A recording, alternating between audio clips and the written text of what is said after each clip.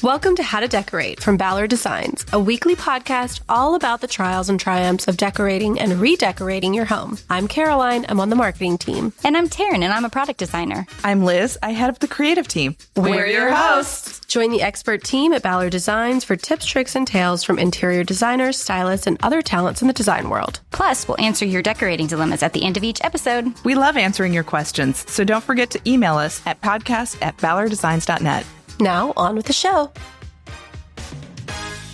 I'm sure you're familiar with our guest today because we just recently reshared our first conversation with her back from 2019, award-winning interior designer Susan Ferrier. She's an iconic voice in the interior design world, known for her bold and atmospheric rooms. They're both traditional and irreverent, rooted in symmetry, but with an unexpected twist at every turn. Susan, welcome back to the show. Well, thank you for having me. I'm thrilled to be here. I hope I'm consistent on both, in both sessions. I have no doubt that you will be. I am beyond thrilled to welcome you back because I shared this with our listeners when I introduced your episode, but what really stuck with me about our conversation was how practical all of your insight was. I think your rooms are so stunning and bold that I was not expecting that. And just the descriptions of, sort of what led your choices were so rooted in function. And it made it so I kept revisiting that episode and all that you shared. So thank you for your generosity and for coming back to chat with us today.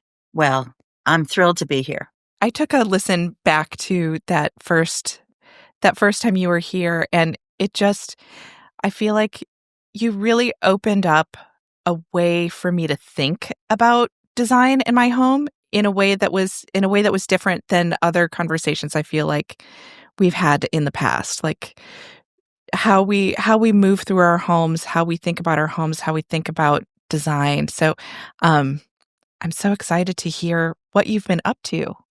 Well, I guess I should probably say I've been up to the same. Hope that's good. More and better. When you last spoke to the podcast group, you had been in business only a year. Mm-hmm. Well, with your own, yes, with your own under my own firm. Yes, yeah. Exactly. Well, it's been like 7, maybe now, 6 or 7 years. Yeah. Yeah. And I think, we multiplied that by 4 with COVID. So we're good. Oh my gosh. Yeah, you're right. Yeah, it has been forever. I can't imagine a time when it wasn't the way it is now, which I think is a good thing. I think so. Yes. Yeah, I think it's a good thing. We're all settled in and, I always acted, I've always acted very independently. Mm-hmm. So nothing has changed. Well, you know what you're doing. And the project that I was going back into your portfolio, all the new things you've added, and what was really stunning to me was your project, Villa Violetta. And I would love to start with that, if you don't mind. The mood and the backstory. Just start with the backstory, maybe for our listeners. My client, the loveliest of women, was doing a home project, her first home project since she had lost her husband. So this was something which I think was an expression of independence, but also it was a piece of land and a dream that she had shared with her husband, and she was really excited to execute it and wanted to be inspired by the sunsets at the beach and all the different colors that people don't expect to see when you're on the water. So she came to me with a very, very clear idea of the aesthetic and what she wanted, at least the color palette to be and the feeling to be. And as an interior designer, there's no greater gift than a client that knows their mind and knows what they want. So I have just turned it practical. But in doing that, we then were we then had the freedom to introduce the atmosphere and the romance and the softness. And I'm going to say the very strong femininity that I think that the villa encapsulates. I mean, it's definitely, to me, it's definitely female, but not, it's not weak. No. So it was a beautiful project. I loved working in a color palette that most people are not brave enough to venture into. And as I'm always looking to do something new and different. And the more you do this over the years, it gets harder and harder and harder to find somebody that wants to take a risk and do something differently. Even when working with someone like you? Like, I'm going to say yes. I think that people, sometimes people want to be really conservative because it's a very big investment and it's in time and in money. And so it's rare that you get somebody that will really go there. And she was just lovely, and there's no house like it that I know of, and especially in that area on the water. It is. It's in Alice Beach down on 30A in the Panhandle of Florida. Yes. Which is just like, you picture white because so many of the projects are so like light, bright, sort of, Moroccan, I guess, maybe inspired. And this was not that. And I loved that about it. Okay. Well, maybe this was the inside of the genie bottle. Ah, yes. I like that. I love that. Okay. You said she had a specific vision. I'm curious what words she used to describe that to you. Like before even really, like at the very onset, what were the words that she kind of gave you as your jumping off point? Well, for me, the biggest word that she used was the sunset and the colors that come from the sunset. So it was an atmospheric reference in the language that she used. She definitely, I'm going to say she is the first client that came to me all those years ago with a Pinterest board. So I almost want to say that the words weren't necessary because she was speaking to me in a language that I understood, which was imagery. And she had put together all these beautiful boards with all these great colors and variations of blushes to pinks to lavenders to plums. And so it's kind of funny when you ask me what words she came to me with, when this is the first person that actually came to me almost exclusively with one word and a bunch of pictures. That's so funny. Wait, when did you start the project? About 8 years. Maybe it's been 8 years ago, 7 or 8 years ago. It was right at the very beginning of my company being formed. I had originally started it within my partnership, and then it ended up turning over into, one of the first projects in my business. So it's been a little while, I guess, 8 years. Yeah. I'm like so surprised by that because I think it was only just published a couple of years ago. So the lifespan is just, it takes time. Yeah, it does take a long time. But one of the really great things I would like to think, if you do something, one of the signs of success for me is if you can't tell how long ago it was done and it lasts for a long time. I have been fortunate that no one has come back to me and changed anything other than damaged fabric from accidents or pets or grandchildren. So I'm hoping that if I'm going to be remembered as doing something hopefully lasting and timeless is kind of in there someplace. Yeah, absolutely. Okay. You talk about the color palette. And that was certainly something that was unexpected to me, just because there's a real moodiness to it, and darkness in many places, not everywhere, but in many places, which I think there's been a lot of published projects in Alex Beach, and so it's just not what you typically see. So I'm curious if there was ever a point where you questioned that direction, knowing how, it's beachfront. It's like, it's literally on the water, overlooking the water, lots of natural light. Was there ever a point where you're like, is this going to work? No. Honestly, I guess I'm confident once I see it. And if I really listen to my client and I execute on what they say, I was never really worried about it. There's so much light. I want to say corneal burning light outside at Alice Beach, because it's all North African white plaster with the hot sun. I think that I thought of, that house kind of as a little bit of a respite from that hot light that surrounds you. And, light does funny things on water, and it even magnifies it more greatly, if that's even a term that I can use, because everything's so reflective. So I never really, if anything, I was seeking comfort with the client, something softer, kind of a break.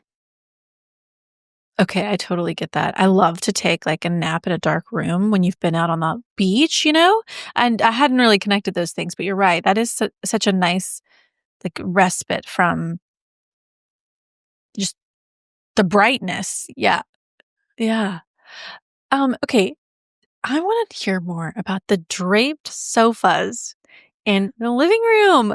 You are the only person that I've seen do that. And it's almost like the sofa is, just to describe this for our listeners, it's almost like the sofa is wearing this elegant ball gown, this fluffy ball gown, and it's trimmed in fringe. And okay, tell us about that, because gosh, what a moment.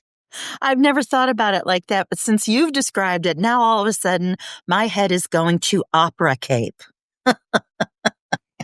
Yeah, kind of. Oh, it totally is, because there's such beautiful texture in that fabric as well. I think about, I can't remember it. I get a lot of inspiration from watching period films, and I can't remember the movie that it was, but I'm sure it was a Merchant Ivory film. And the women at the turn of the century, under the cover of darkness, would wear these capes with these hoods so that no one could see them out in the street, maybe at indecent hours. So to me, that kind of adds to the story and the romance of the opera cape. But it's I believe those sofas are cachet sofas. And I loved that it was an elegant slipcover effect. And it was, they're very inviting. They rest really well because there's a break in the bottom. You're always going for that emotional effect of warmth and settling in. And that's why I really enjoyed using those sofas. And, not everyone, again, bravery, not everyone is brave enough to use them. Julie was great. She was great about that. That is such a great word, an emotional effect for your sofas. I don't think many people think like, what is the emotion that I need to evoke when I'm shopping for this sofa? But you're right. Like that's what you're trying to evoke when you're in the room. So why not channel it with every choice, even the practical ones? Right. And then, so you were talking about the fabric, and there was that great velvet room that was sort of like the blues, and it looked like blue velvet to me. Maybe perhaps it wasn't, but it was actually it was a linen or cotton weave, and it was a teal. Oh. Kind of like a teal bluey green. There's always one room that kind of breaks the flow. Every once in a while, it's almost like you get that, that one little tart taste of something different to compare the rest of it to, so that it doesn't get too monotonal. And that room actually started with the rug. And the Nice. rug had that blue in it. Well, I just never seen at that time. And actually, haven't again seen another rug like it. And I pulled that blue out of it and covered the room in it so that the blue became the neutral because so much of it was Yeah. used. And also, there was talk about that was going to be the room that was going to be used in the winter um, uh, months. It has the television and the stereo and a fireplace.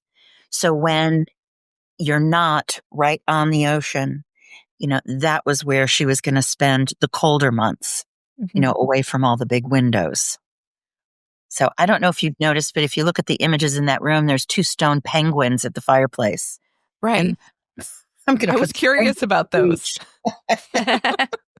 Well, it was just like a little nod to this is what we're using in the winter. Nice.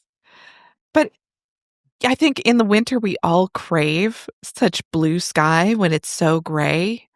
That's a really lovely twist. I would say that I was glad to be able to use some jewel tones in the house, whether it was in the lavenders or in the blue greens. It's kind of nice to use a jewel tone with that depth. You do such a beautiful job making lavender feel like a neutral. It's just remarkable how you're able to pull that together. Well, you have to use enough of it. If you're going to do it, you have to commit. You can't be shy. And if you cover a lot of things with it, it becomes a neutral. It becomes your neutral tone. You can do that with any color. I've been loving purple for a while because we just hadn't seen it for so long, but it goes beautifully with blue and pink, which are those sunset colors you're talking about. So it was kind of the perfect in between, I would think, to use as a neutral because it complements the other ones so nicely. Well, it's kind of there's off shades, so it's not primary at all. It's like tertiary color. So that helps when it gets along with other shades that are kind of off shades. And I was so moved by the purple palette that when I did my own office, I resorted to plums. Ooh. I wanted to look at something. I wanted my eyes to rest and feast on something different, something that would kind of agitate me. Because a lot of my world is in the blue and green realm, and I needed something different. I didn't want all the same. Yeah.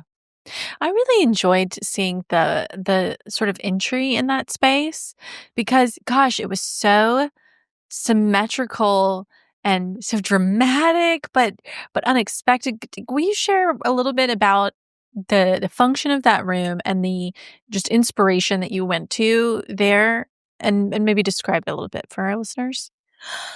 Well, when you walk into the room, there's a hair on hide rug in a geometric pattern.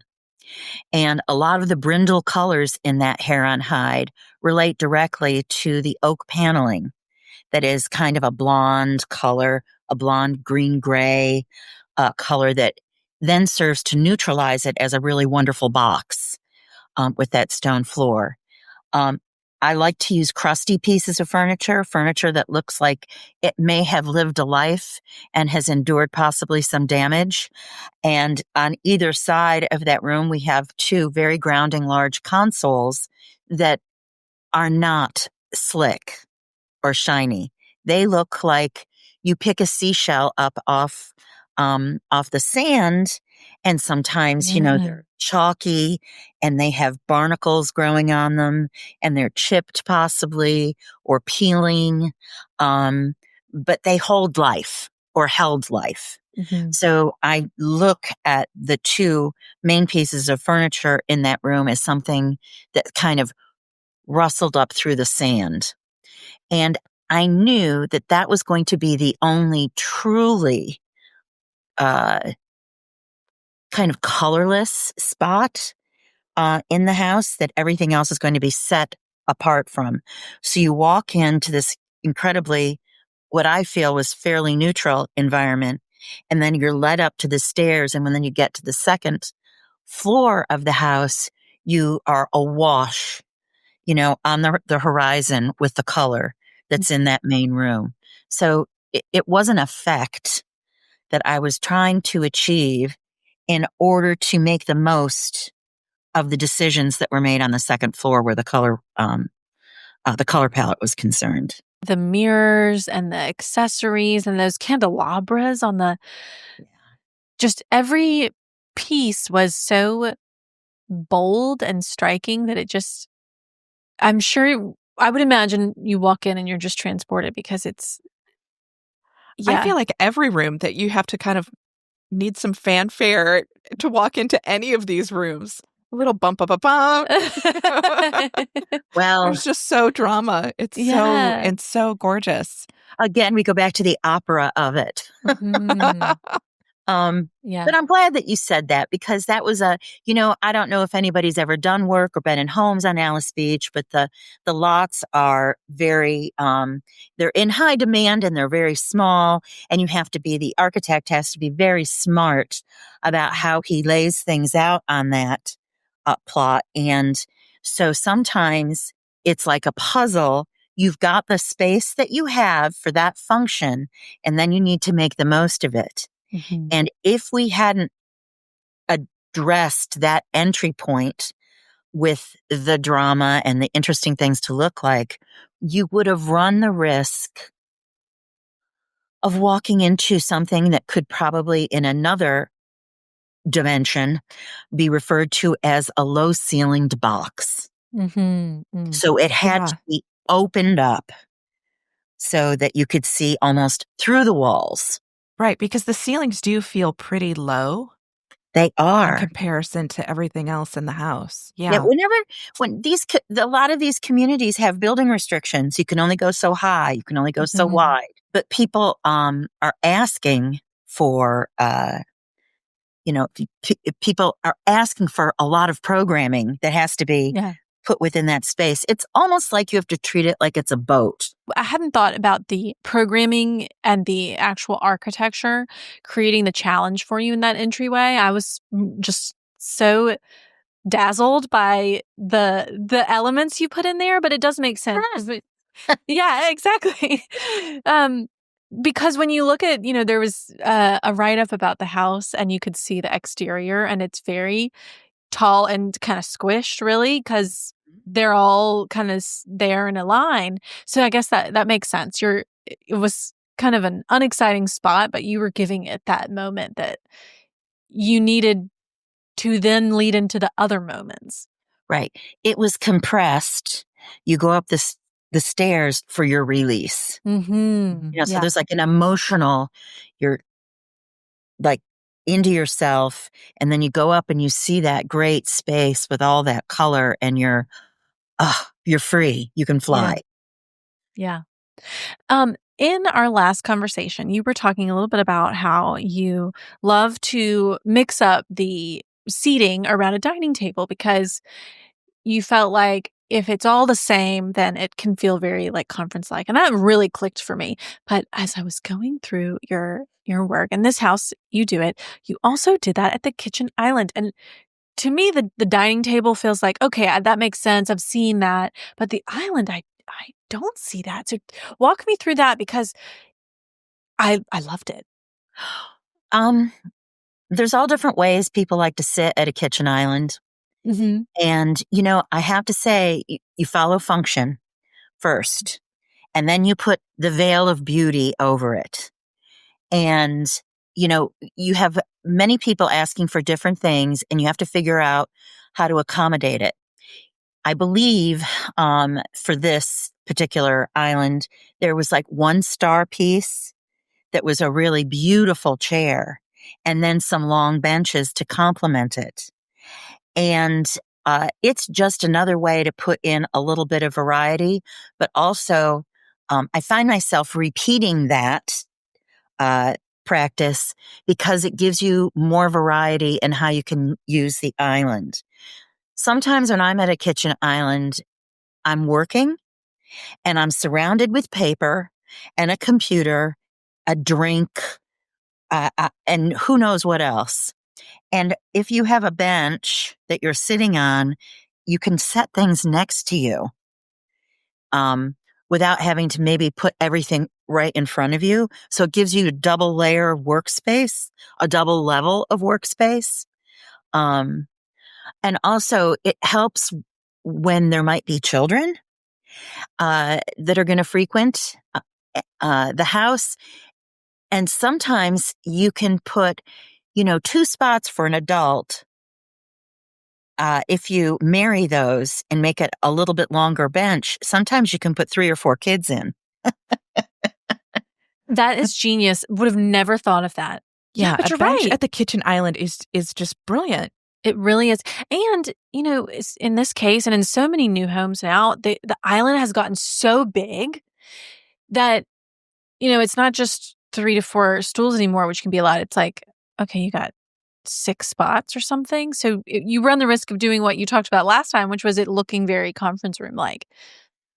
Yeah, and I want to create a little bit of a landscape, and I don't want it to be boring. And I feel that if you put something, the second part of that is that if you put something backless at a kitchen counter, you can engage what's in front of you and what's behind you.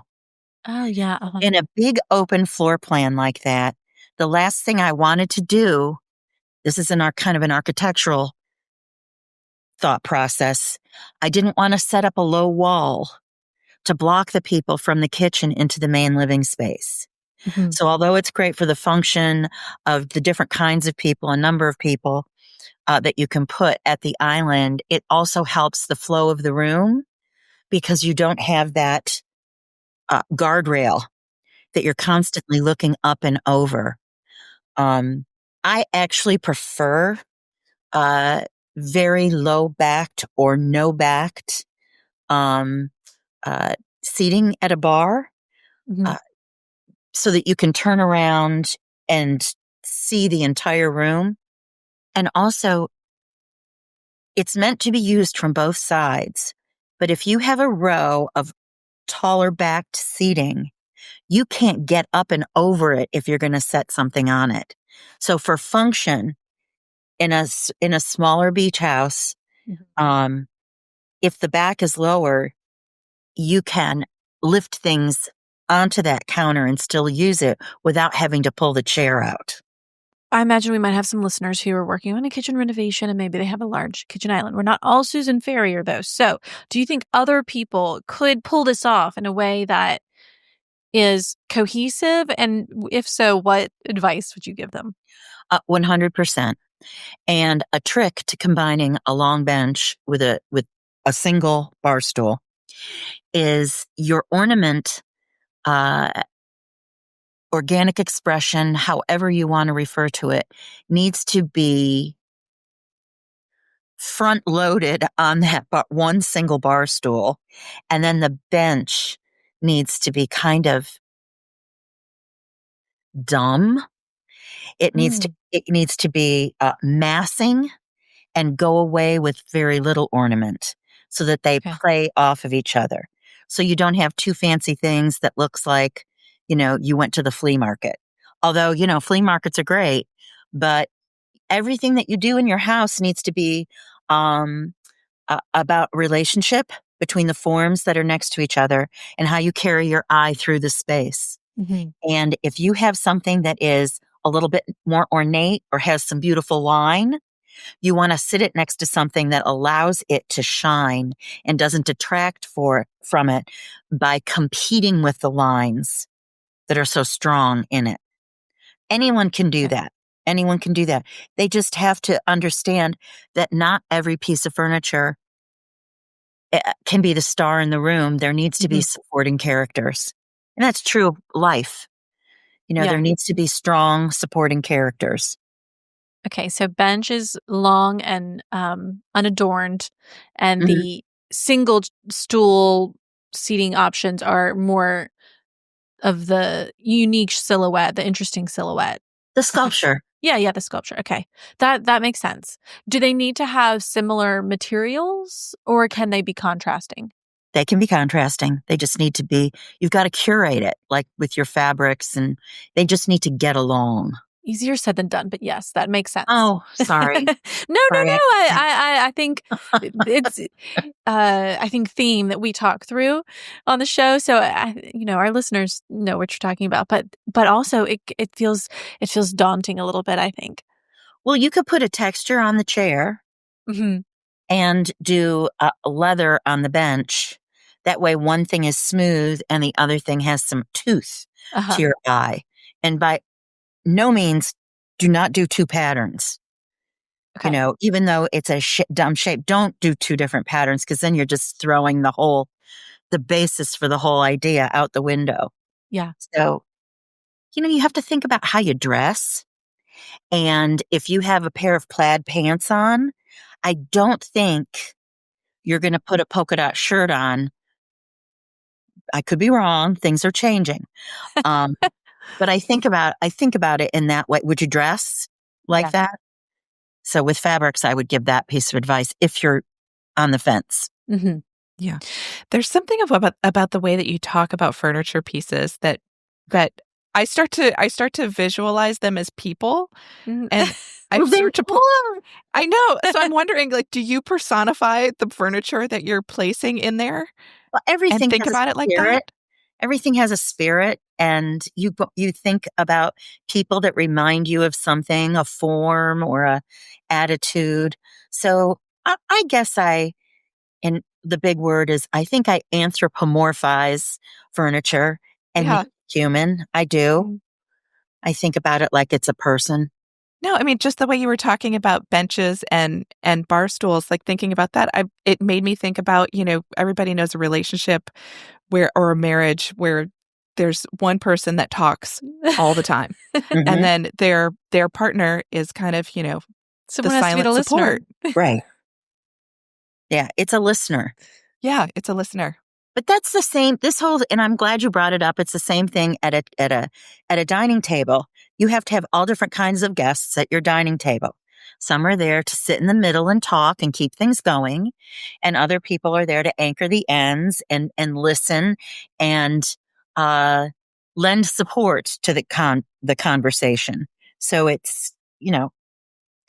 all about interaction and relationship.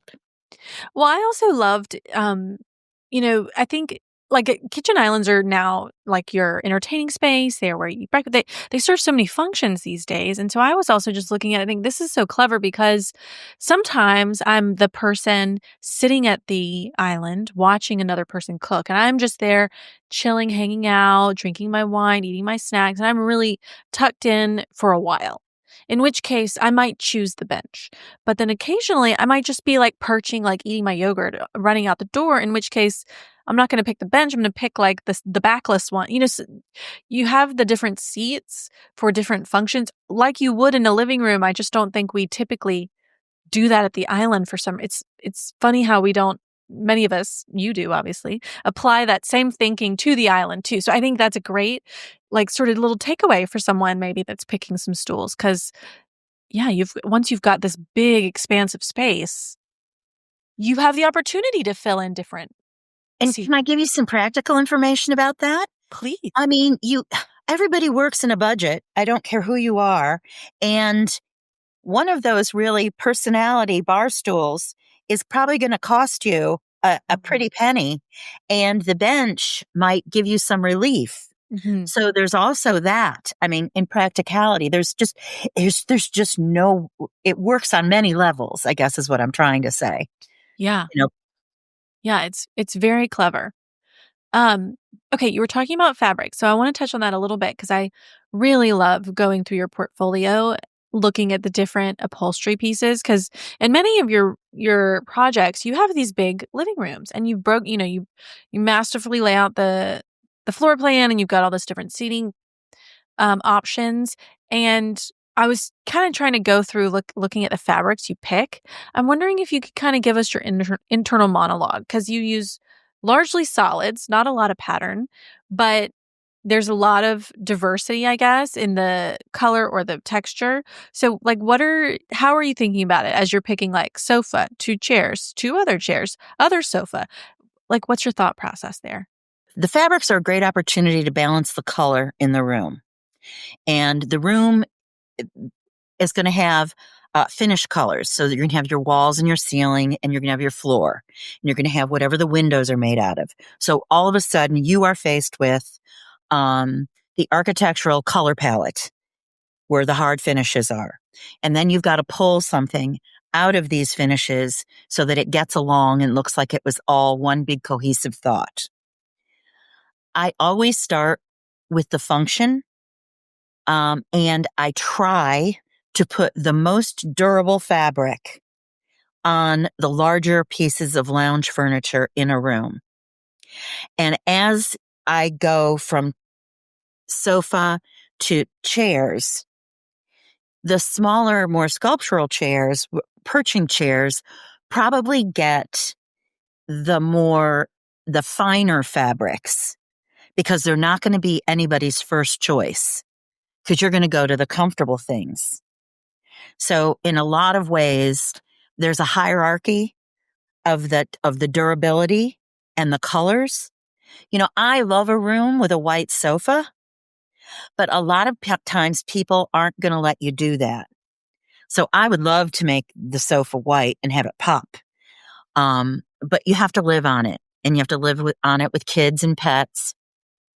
And even though we've come a long way with outdoor furniture fabrics, I think that I opt to put the most forgiving thing on the central piece.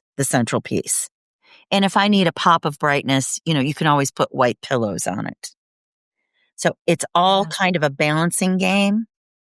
So if the sofa is really dark, I've got to find an opportunity for a chair at the opposite or diagonal to it that is also going to be dark.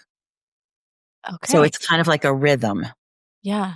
So you have to create that rhythm. But I usually start with the big piece of furniture and then go from there and then keep correcting. Okay. That's really neutral. Well, that's too neutral. I need to get darker. And that's dark. Now I need something light. So it's all kind of like a ping-ponging effect. Hope I've explained that.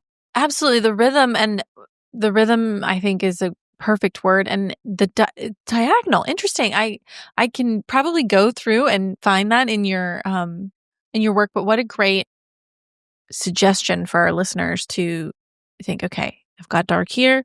I need dark either opposite or diagonal as well. Mm-hmm. And does the same go for lightness too? Oh, yeah. Okay. Every single thing. Medium, you're going to have your medium, you're going to have your dark, you're going to have your light. And what you want to do is you want to create movement. You want your eye to travel to something across the room that is almost akin to where your eye originally rested. So it just makes it more dynamic. Mm-hmm. You just don't want all the white on one side and all the dark on the other. You kind of have to balance it. Yeah.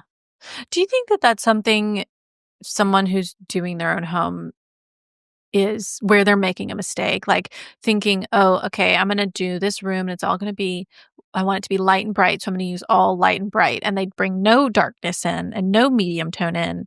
And that's what's feeling flat, or the opposite. Yes. No, I'm going to stop you right there. Yes.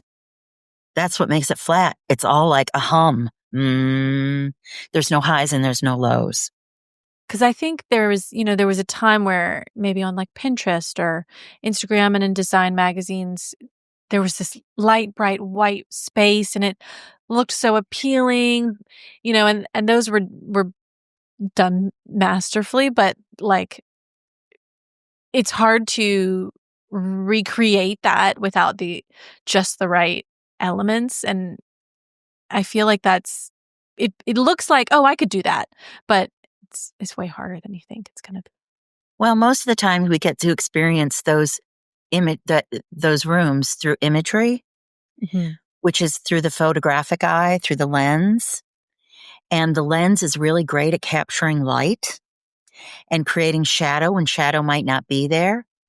So when you're there in person and your eyes are not a camera, that's when things are going to be dull because it's not expressing light the way a camera would.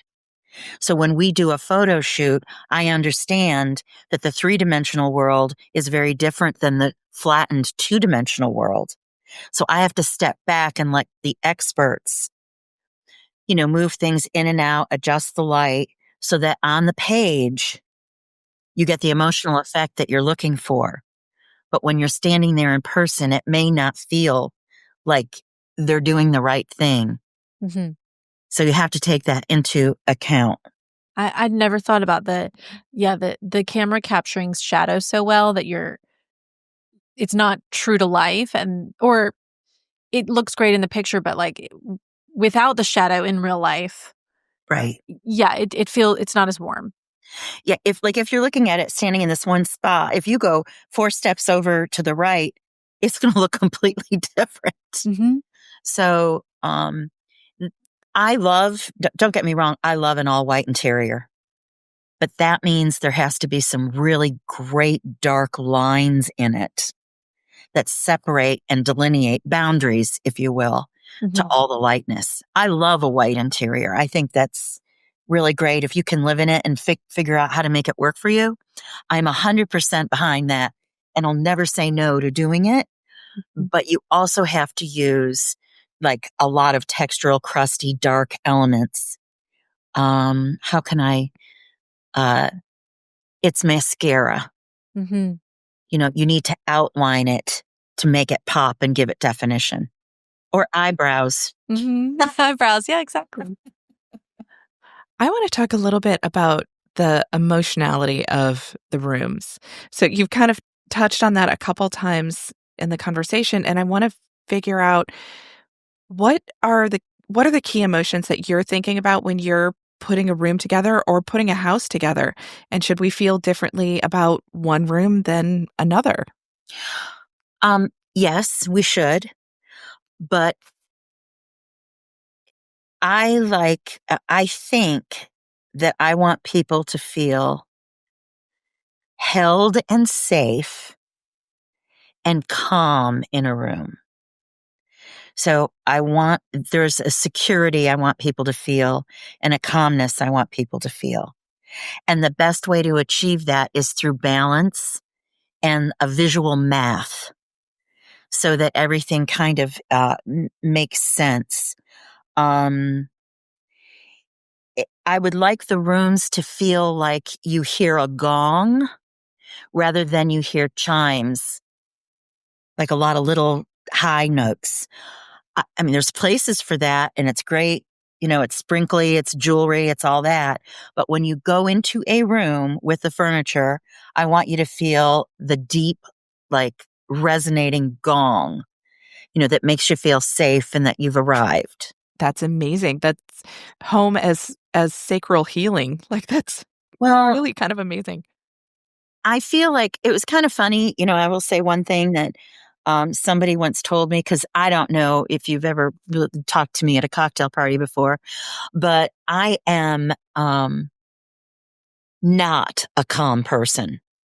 Yeah, I would say I'm a high-strung, A-ish kind of gal, that it's always looking and watching and very critical and analytical and always moving and appear to be highly social when I'm out and about.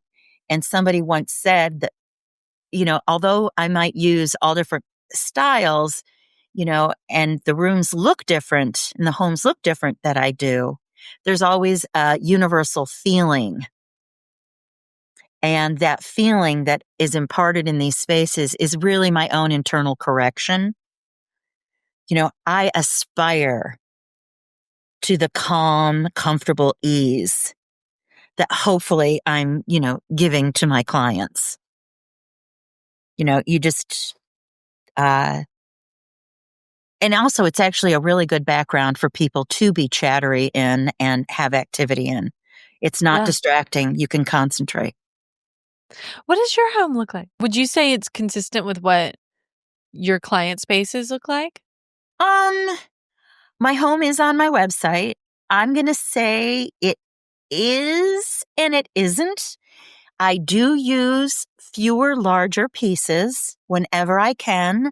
I believe in scale and filling a space and having a very large gesture in a room to make it calm. So in that way, I'd say that's really consistent. That's me. That's my healing process. But because of what I do for a living and because I'm exposed to so much and I see so much and I need to be inspired on so many different levels, I am quite a collector. So I'm going to say that there's a lot of things that I find inspiring that I keep around because I want to see the way the light hits it on certain times of the day. Or maybe I just like that color and it makes me feel good to look at that color, or it reminds me of a trip. So I hope that what I'm delivering to my clients is a really great space where they can bring then their personal things into. Mine just happens to be highly curated. Like if you put something in a room and it doesn't belong, it gets spit out. I'll take it and I'll go, oh, no, no, no, no. They're not getting along. And no matter how great it is, it's gone. I mean, Has that I'll find happened recently? I'm in the process of doing that actually right now. During COVID, we were all in our homes and the layers started building in, and I'd wake up in the middle of the night and go, I am now officially a hoarder, and I think over the last, I'm trying to edit and remove those layers that were unnecessary, but necessary at the time. So actually I am, giving things away, dividing it up, taking it to another space that I have access to. So I know. Where are you taking these things? Oh, well, Are you giving them to friends? Or are you putting them I'm in a going certain to. antique store? Let me know when you go to Goodwill for a drop off, Susan. Yeah, the big stuff is harder. The big stuff is really harder to get rid of. But, I found that I'm drowning in books, Mhm. and there's piles of books everywhere. Books as tables, books as on tables, under tables. Mhm. There was a recent Instagram page that refers to, or an article, maybe it was, that it refers to it as book wealth. And you're going to see a lot of that on my Instagram now because my team is like, Susan, if anybody has book wealth, it's you. So what I'm going to do, my next project is I'm going to go through my books and I'm going to take some of them out and I'm going to take them to the office and Yeah. let people have them from there. So I'm trying. I guess I'm saying I'm trying. Is your house on your portfolio lavish Tudor Oasis? Yes. It's incredible. Well, thank you. We're going to put a link in the show notes to so everyone Oh, can see. okay. Yeah, and that was before. I'm trying to get it back to that. I'm obsessed with the suitcase tower. Oh, that's in my bedroom. That's fabulous. Can you tell everyone about it? Yes. I tried to get a client to buy it. It was Battersea antique fair or antique market in London. And this vendor had all of these old suitcases and trunks that he bleached, and they were in this great stack. And I had a client that I was working with in Oxford, and I kept on sending her pictures, and I was saying, this would be great in your bedroom. This is wonderful. You can put storage you don't need. It's great. You can tuck things that you have to look at once every couple years in there, and keepsakes. And they were just like, they didn't quite embrace that romance. And I thought about it and I thought, I'm buying those for myself. And I was like, I'm just not letting that go. And I know that I did the right thing because years later, I was walking down the street in some London neighborhood. I don't even know how I got there. And somebody was yelling my name, Susan Ferrier, waving their hands. And I turned around and it was this antique dealer. And he came up to me and goes, I will never forget you because not only did you buy them from me, but they were published And I had only intended to sell them one at a time, and you bought the whole collection. So Incredible. I must have done the right thing. Yes, you did. Oh my God, it just looks so good. It looks so good. And for our listeners, they're stacked almost to the ceiling. Yeah, they're pretty tall. It's like an art installation. It Like it really should be is. in a museum. Oh, it is favorite. Everybody loves that. And I love it. I look at it every morning. Makes me happy. The big tassel. Ah, fabulous. Kate says, here's my question. I'm moving to a condo and need advice on window treatment. The condo has a set of sliding glass patio doors in the living room. Unfortunately, the doors aren't right against the corner of the room. As you face the patio doors, the wall to the left is about 9 feet long, but on the right, there are only about 8 inches to the corner. I want to hang fixed drapery panels on either side of the doors, but with very little space on the right side, the drapery panels will cover part of the glass, blocking some of the light. What kind of fabric and what kind of drapery rod should I use to minimize the light blockage? This is the only window in the room. My instinct says use a sheer linen fabric and a French return rod. What do you think? Many thanks for your fabulous podcast. I'm a faithful listener. Kate. She cannot do anything about the architectural layout of that elevation. So you have to accept it. The most important thing, and correct me if you heard it differently, but I think the most important thing is that it is not blocking the light, because it may be the only window in that room. Mm-hmm. So her instincts are correct that however it's used, it should be a sheer. I agree with that. I think that's really great. But what I would do in an effort to maximize the light and make that elevation, which is not symmetrical, as beautiful as possible, is I would get a rod and run it from wall to wall on that entire wall.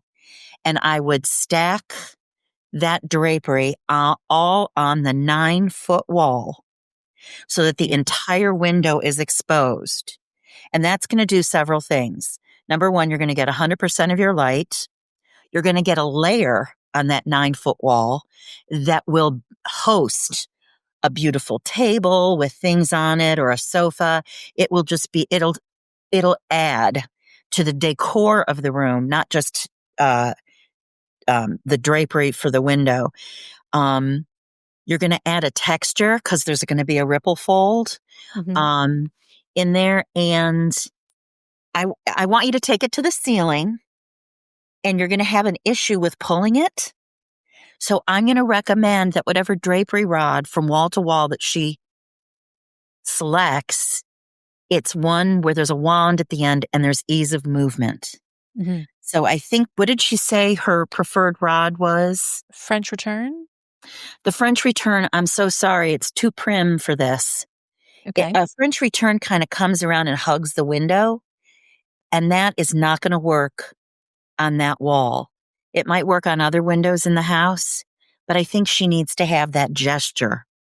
So I would stack it all to all one side. There's nothing you can do with that 8 inches, because if anything that you put there is going to look like a streamer. Yeah, like too thin. Yeah, it's too thin. So I would say strongly go with it and put stack everything on the 9-foot wall. And it doesn't need any lining at all because it's a sheer. And she probably needs to do a 3 times width so that it's full enough so that when she pulls it, it doesn't look like a banner or a sheet. She doesn't have to get the most expensive fabric at all because it's going to be usually right next to each other. Because I know that what I'm suggesting, people are going to say, oh, that's going to be so expensive. It doesn't have to be. Doesn't have to be. So I hope I answered your question. Yes, you did. And it's going to look incredible because I totally see what you're saying. She's going to stack all of it on one side. It's going to be this incredible, like, focal point when it's open, like when it's not covering the window. And oh my gosh, she could put a table in front of it. She could put one of those art easels and hang a place the painting in the easel that stands up. And it's just going to be this like luxurious softness in the room when it's open. But then you obviously can control the lightness when you close it too. You're taking your challenge and you're turning it into almost what could be the best feature in the house Yeah. or the condo. Yeah. Smart. So I hope that helps. But you have to be brave. Mhm. And also, whenever it's just, you know how when you're looking for the perfect life partner and you have like 8 or 10, maybe 20, 30 requirements in this list, you really just need to return to number one. Mm. And it's always a compromise. And I think her number one is she needs the light and wants the light. Mm-hmm. So that this is the pro-light decision. Well, she should go look at your portfolio because you do this a lot, actually. You have these sort of whole wall expanses of drapery, and it's so impactful. And even if what color do you think she should do? Like, I'm looking at your living room, and you've done that. It looks like you've covered some wall with I have. I live in a 100-year-old house, and I'm going to say that there was probably not an architect of note that designed this. And sometimes you have to correct architecture that doesn't come forward in time with you the way people like to live. And one great way to do that is with drapery. And I think that if I were going to say a color, I think that if it were me, I'd probably make the fabric the same color as the walls, because then it would just be a really great texture. Mm-hmm. And it would be unifying. That's what I would do, especially for a sheer. If you make a sheer a color, then when the light comes through it, it's going to wash that entire room in that color. Oh, interesting. I wouldn't have thought about that, but that makes total sense. So unless you have a very specific design, I mean, I have used black sheers before in a TV room with mostly dark furniture, and it was great. But that's rare. Mm-hmm. You know, that's an exception. You've used the ball gown sofa in your own living room. It looks so pretty. I love it. Susan, thank you so much. This was such a delight, and please come back anytime. We would love to have you, because also I don't know if I told you, you have an amazing radio voice. Did you know that? You have the best voice. Well, thank you. I have been told that I have a good voice. You do. I guess, you know, if I fail at this, I can do voiceover work, or, you know, maybe I could be the voice at a museum. No, you'll come be the host on our podcast with us. Okay. Well, I would love to do that. I'd love to be the person asking the questions. That might be fun. It is, because we get to pick your brain and answer all of our conundrums. So, well, can you tell everyone where they can find you, follow you, and see your work? Susan Ferrier Interiors, Susan Ferrier on Instagram, located out of Atlanta. That's how you find me. On the pages of our favorite design magazines, too. Oh, yeah. I've got some things coming out in the next couple months in Lux and in Atlanta Homes and Lifestyles. So, okay, well, we'll be on the keep your eyes lookout. open. Yeah, we will. All right, well, that's our show. And that's our show. You can find all of the show notes on our blog, howtodecorate.com/podcast. To send in a decorating dilemma, email your questions to podcast@ballarddesigns.net so we can help you with your space. And of course, be sure to follow us on social media at Ballard Designs. Don't forget to subscribe wherever you get your podcasts so you never miss an episode. And please leave us a review. We'd love to hear your feedback. Until next time, happy Happy decorating.